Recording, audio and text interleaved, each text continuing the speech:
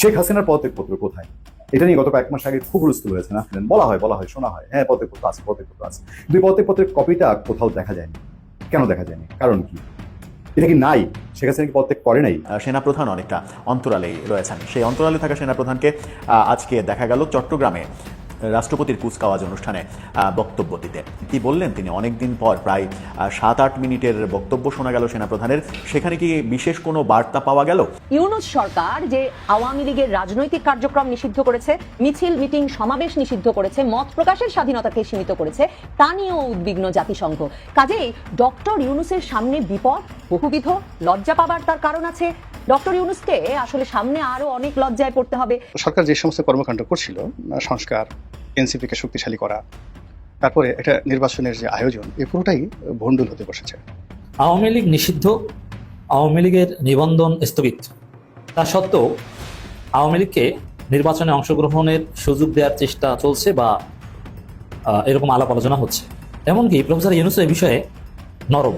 ইউনূস আগে থেকেই আওয়ামী লীগকে নির্বাচনে অংশগ্রহণ করার সুযোগ দেওয়ার পক্ষে ছিল। আসসালামু আলাইকুম এভরিওয়ান, কি অবস্থা সবার? আশা করছি সবাই ভালো এবং সুস্থ আছেন।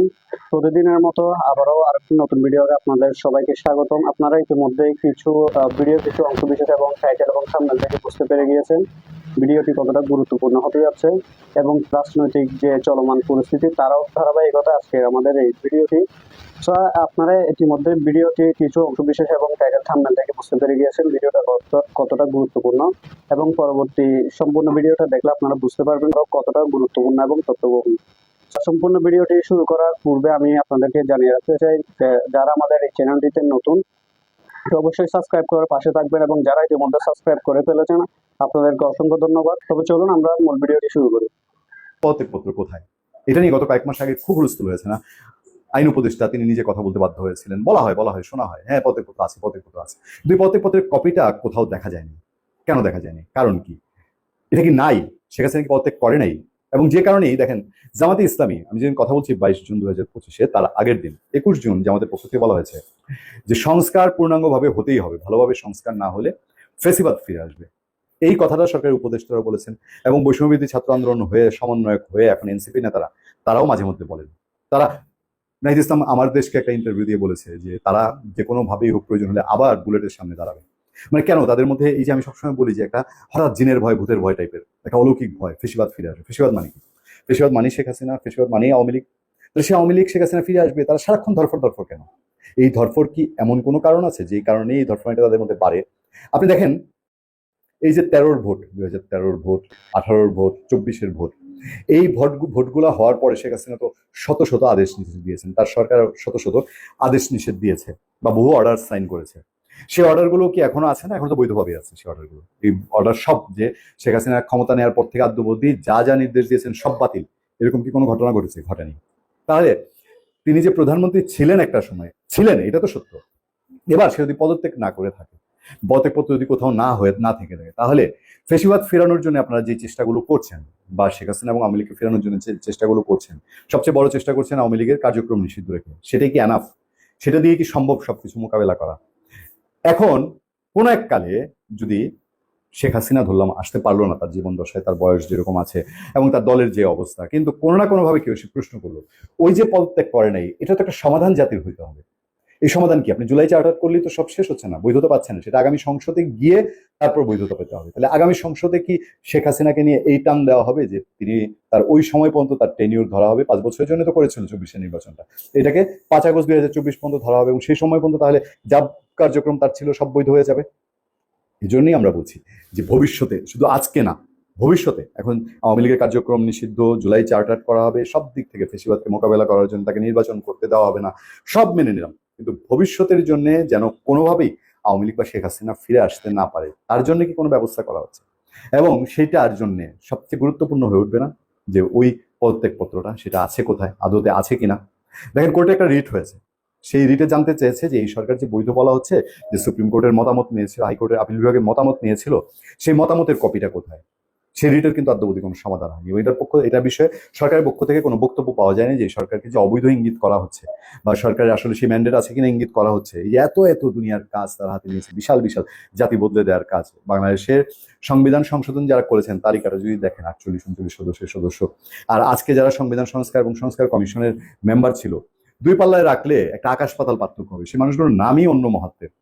আজকে তারা এসে এত সব কাজে হাত দিয়েছেন, তাহলে হাইকোর্টের এই বিষয়টা নিষ্পত্তি করেন না কেন? এবং শেখ হাসিনার প্রত্যেক কোন পর্যায়ে কোথায় আছে কিনা সেটা জাতির সামনে কেন ক্লিয়ার করছেন না?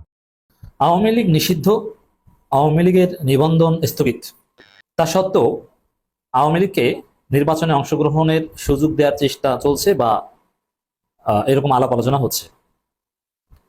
এমনকি প্রফেসর ইউনূস এই বিষয়ে নরম। ইউনূস আগে থেকেই আওয়ামী লীগকে নির্বাচনে অংশগ্রহণ করার সুযোগ দেওয়ার পক্ষে ছিল, নিষিদ্ধের বিরুদ্ধে ছিল। কারণ প্রফেসর ইউনূস আন্তর্জাতিকতাবাদে বিশ্বাস করেন, তিনি হাইলি ইন্টারন্যাশনাল কমিউনিটি ওরিয়েন্টেড। অতএব যেখানে জাতিসংঘ নিষিদ্ধের বিরুদ্ধে, যুক্তরাষ্ট্র, পৃথিবীর সবাই নিষিদ্ধের বিরুদ্ধে, দল নিষিদ্ধের পক্ষে কেউ না। যদিও যেভাবে যে স্টাইলে নিষিদ্ধ করেছে তাতে আবার আন্তর্জাতিক কমিউনিটি প্রতিক্রিয়াও জানাতে পারেনি, সাময়িক নিষেধাজ্ঞা। কিন্তু নিষিদ্ধের পক্ষে আসলে কেউ নেই, এটা সত্য কথা। আওয়ামী লীগ নিষিদ্ধের পক্ষে আন্তর্জাতিক কমিউনিটি কেউ না। এই জন্য আন্তর্জাতিক কমিউনিটিকে উপেক্ষা করে ইউনূস নিষিদ্ধ করতে চাননি, যার ফলে প্রফেসর ইউনূস সবসময় বলতেন যে আওয়ামী লীগ নির্বাচনে অংশগ্রহণ করবে কিনা এটা তাদেরকে সিদ্ধান্ত নিতে হবে। মানে আওয়ামী লীগ ভালো হয়ে আসলে নিষিদ্ধ নির্বাচনে অংশগ্রহণ করার সুযোগ দেওয়া হবে, এটা ইউনূস বলেছেন। আবার একবার বলেছিলেন যে সবচেয়ে বড় দল মানে বিএনপি আওয়ামী লীগকে চায়, অতএব সমস্যা কি, আমাদের তো কিছু করার নেই, রাজনৈতিক দলগুলো চায়। এর অর্থ প্রফেসর ইউনূস শুরু থেকেই তিনি প্রচন্ড ভারত বিরোধী, আওয়ামী লীগ বিরোধী, সব ঠিক আছে, বিচারের ক্ষেত্রে কমিটেড, কিন্তু আওয়ামী লীগকে নিষিদ্ধ করার পক্ষে ইউনূস কখনো ছিলেন না, এবং আওয়ামী লীগ নির্বাচনে অংশগ্রহণ করবে এটার পক্ষে প্রফেসর ইউনূস ছিলেন শুরু থেকে। এটা যারা জানেন না তাদেরকে জানিয়ে রাখছি, এটা স্পষ্ট, এটা গোপনে না, এটা প্রকাশ্যে ইউনূস এই অবস্থান নিয়েছেন। কারণ তিনি আন্তর্জাতিকতাবাদে বিশ্বাসী, এবং যেহেতু আন্তর্জাতিক কমিউনিটি কেউ নিষিদ্ধের রাজনীতি চায় না, যার ফলে তিনিও এটা চাননি। কিন্তু যেভাবে হোক না কেন, ছাত্র জনতা আন্দোলনের ফলে সরকার বাধ্য হয়ে আওয়ামী লীগ নিষিদ্ধ করেছে, আওয়ামী লীগের নিবন্ধন স্থগিত হয়েছে। এই জায়গায় এখনো আন্তর্জাতিক কোনো কোনো গোষ্ঠী অন্য কোনো ফরম্যাটে বা যেভাবে হোক না কেন নির্বাচন, এটা চাইলে, সরকার চাইলে সম্ভব, আওয়ামী লীগকে নির্বাচনে অংশগ্রহণ করার সুযোগ দেওয়ার চেষ্টা করছে। ইনক্লুসিভ ইলেকশনের কথা এখনো বলছে অনেকে, ইনক্লুসিভ বললেই সেখানে আওয়ামী লীগ সহ। আবার সেনাপ্রধান রিফাইন্ড আওয়ামী লীগের কথা বলেছে। আবার জাতিসংঘের মানবাধিকার কাউন্সিলও কিন্তু আসলে এই নিষিদ্ধের পক্ষে নয়, তারাও এই নিষিদ্ধের বিধান রাখায় এই আইসিটি অ্যাক্টে যে দল নিষিদ্ধ করা যাবে বিচার করে, এটা কিন্তু ক্ষুব্ধ হয়েছে জাতিসংঘের মানবাধিকার কাউন্সিল, যারা হাসিনাকে গণহত্যাকারী হিসাবে চিহ্নিত করেছে, আওয়ামী লীগকে গণহত্যাকারী হিসেবে চিহ্নিত করেছে, কিন্তু নিষিদ্ধের পক্ষে তারা, আবার নিষিদ্ধের আইন রাখায় তারা ক্ষুব্ধ, ভলকার তুর্ক ক্ষুব্ধ। এই কারণে এই যে সানা কুকের তৎপরতা আছে এখনো, ব্রিটিশ হাই কমিশনার, যে আওয়ামী লীগকে নির্বাচনে অংশগ্রহণ করার সুযোগ দেয়, একটা বড় দল, তারা বাংলাদেশে একটা বড় অংশের প্রতিনিধিত্ব করে। যুক্তরাষ্ট্র, ভারত তো চাই, আর ভারতের প্রভাব বিএনপির উপর আছে, আবার লন্ডনে বৈঠক হয়, আবার দেখেন আওয়ামী লীগ অনেকটা চুপচাপ। অন্য কোনো উপায়ে আওয়ামী লীগকে নির্বাচনে অংশগ্রহণ করার সুযোগ দেওয়ার চেষ্টা চলছে, যদি পারবে না, কিন্তু চেষ্টা চলছে। এটা আমাদের জানা দরকার না, চেষ্টা চলছে। এটা কেউ জানে না যে এই ধরনের চেষ্টা চলছে, কিন্তু ঘটনা কিন্তু ঘটছে, চলছে। এটা নানানভাবে আওয়ামী লীগকে নির্বাচনে অংশগ্রহণ সুযোগ দেওয়া যেতে পারে। সেটা হচ্ছে এই আওয়ামী লীগের একটা ভিন্ন কমিটি গঠন করে, যে ঠিক আছে সাময়িক একটা নিবন্ধন দিয়ে দিল তাদের, যেহেতু মূল আওয়ামী লীগের নৌকা এটা স্থগিত হয়েছে, এটা বাদ অন্য একটা বেলি ফুল বা জবা ফুল মার্কায় নির্বাচন করবে, গমের শীষ বা যে কোনো একটা উদাহরণ দিলাম আর কি, নৌকা বাদ বৈঠা মার্কায় নির্বাচন করবে তারা, লগি বৈঠা মার্কায় নির্বাচন হতে পারে। নির্বাচন কমিশন সরকার চাইলে যে কোনোভাবে সম্ভব, অথবা আদালত একটা রিট করাবে যে নির্বাচন কয়েক মাসের জন্য আওয়ামী লীগের যে নিবন্ধন স্থগিত করা ওটা স্থগিত, অতএব আওয়ামী লীগের নিবন্ধন বৈধ, তারা নির্বাচন নৌকা নিয়েই করতে পারবে। নানান চেষ্টা চলছে, কিন্তু এটা সাহস পায় না। বিপ্লবী জনতা এই কাজ যারা করতে যাবে তাদের ভিতরে একদম লগি বইটা ভরে দেবে, এটা হচ্ছে বাস্তবতা। কিন্তু চেষ্টা চলছে, যার ফলে প্রফেসর ইউনূস এখনো নমনীয়, যেটা আপনি অবাক হবেন। দেখেন খবর, নির্বাচনে আওয়ামী লীগ থাকবে কিনা সিদ্ধান্ত নির্বাচন কমিশনের। ডক্টর ইউনূস বিবিসি বাংলাকে বলছেন, বেশ কয়েকদিন আগের বক্তব্য বিবিসি এখন ধীরে ধীরে পাবলিশ করছে। যেখানে আওয়ামী লীগ নিষিদ্ধ, যেখানে আওয়ামী লীগের নিবন্ধন স্থগিত, সেখানে প্রফেসর ইউনূস এই কথা বলেন কোন সেন্সে, যে নির্বাচনে আওয়ামী লীগ থাকবে কিনা সিদ্ধান্ত নির্বাচন কমিশনের? কেন, এটা তো একটা সেটেলড ইস্যু, ফাইনাল। এটা বললেই তো পারতেন যে কিভাবে থাকবে, তাদের নিবন্ধন তো স্থগিত হয়েছে, নির্বাচন আসার কোনো সুযোগ নেই, ক্লিয়ার কথা। কিন্তু এখনো বলছেন থাকবে কিনা, মানে থাকতে পারে, নির্বাচন কমিশনের বিষয়, মানে তারা চাইলে থাকতে পারে। প্রফেসর ইউনূস স্টিল নমনীয় যে আওয়ামী লীগকে নির্বাচনে অংশগ্রহণ করার সুযোগ দেওয়া যায় কিনা, নির্বাচন কমিশন দিতে পারে কিনা, চাইলে দিতে পারে। কত কঠোর কথা বলছেন না, কখনোই আওয়ামী লীগ নিষিদ্ধ, আওয়ামী লীগ নির্বাচন, আওয়ামী লীগকে নির্বাচনের বাইরে রাখা, এগুলোর বিরুদ্ধে ইউনূস কখনোই জোরালো কথা বলেননি, কখনো বলেন। তো এই কারণে এই যে বক্তব্যটা, শিরোনামটা দেখেন, নির্বাচনে আওয়ামী লীগ থাকবে কিনা সিদ্ধান্ত নির্বাচন কমিশনের। আওয়ামী লীগ নিষিদ্ধ এবং নিবন্ধন স্থগিত হওয়া সত্ত্বেও এই কথা বলার মানেটা কি? এই কথা বলা কি উচিত? এটা বললেই তো নিষিদ্ধ দল নিবন্ধন স্থগিত, তারা নির্বাচনে অংশগ্রহণ করবে কিভাবে? এটা আপনি বুঝেন না? উত্তর হবে এটা, কিন্তু না, উত্তর কি? নির্বাচনে আওয়ামী লীগ থাকবে কিনা সিদ্ধান্ত নির্বাচন কমিশন। এর মানে গোপনে গোপনে আওয়ামী লীগকে নির্বাচনে সুযোগ দেওয়ার চেষ্টা চলছে, নানান চেষ্টা চলছে। ইউনূস নিজেই সেটা জানেন, সেনাপ্রধান চেষ্টা করবেন, অনেক ফাঁক ফকর খুঁজলেন, এটা সম্ভব, এটা তো আমিও বলেছি। সরকার চাইলে ওই যে কোনো নিষিদ্ধ নিবন্ধন স্থগিত এগুলোর বিকল্প ওগুলো ঠিক রেখেও অন্য কোনোভাবে সম্ভব, কিন্তু বিপ্লবী জনতা বললাম না যে বইটা ঢুকিয়ে দিবে। অনেকদিন পর সেনা প্রধানের কোনো বক্তব্য পাওয়া গেল, সেনাপ্রধানকে প্রকাশ্যে দেখা গেল। আজকে চট্টগ্রামে নেভাল একাডেমিতে নৌবাহিনীর যে কমিশনপ্রাপ্ত ক্যাডেটদের রাষ্ট্রপতি কুচকাওয়াজ, সেই অনুষ্ঠানে তিনি বক্তব্য দিলেন। রাষ্ট্রপতি কুচকাওয়াজ হলেও সেখানে রাষ্ট্রপতির উপস্থিতি আমরা দেখিনি। সেই অনুষ্ঠানে 7-8 মিনিটের একটি বক্তব্য দিলেন সেনাপ্রধান।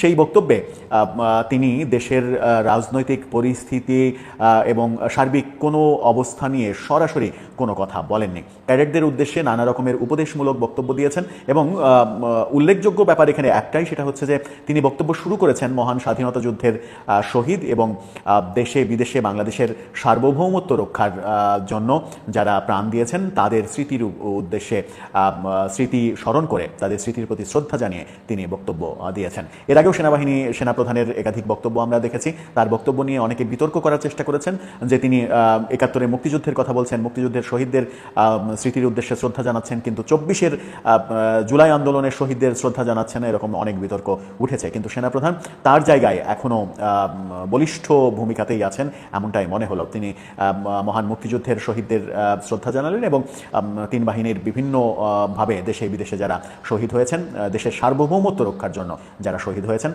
তাদের প্রতি শ্রদ্ধা জানালেন। তার বক্তব্যে মূলত নৌ ক্যাডেটদের নানা পরামর্শমূলক বক্তব্য উঠে আসলো। নৌবাহিনীকে আধুনিকীকরণ করার জন্য অনেক ব্যবস্থা নেওয়া হচ্ছে, সেই বক্তব্য উঠে আসলো। কিন্তু অনেকের প্রত্যাশা অনুযায়ী দেশের সার্বিক পরিস্থিতি নিয়ে একটি কথাও আসেনি, স্বাভাবিকভাবে আসার কথাও নয়। অন্য একটা বাহিনীর কুচকাওয়াজে তিনি গিয়েছেন, সেখানে দেশের রাজনীতি নিয়ে কেন কথা বলবেন এই প্রসঙ্গ তো আসেই। কিন্তু দেশে যখন অনেক কাণ্ড ঘটে যাচ্ছে, নির্বাচন নিয়ে সেনাপ্রধানের যে প্রত্যাশা, সেই প্রত্যাশা পূর্ণ হচ্ছে না, সেই প্রত্যাশার বাইরে গিয়ে প্রধান উপদেষ্টা এপ্রিলে নির্বাচনের কথা বলে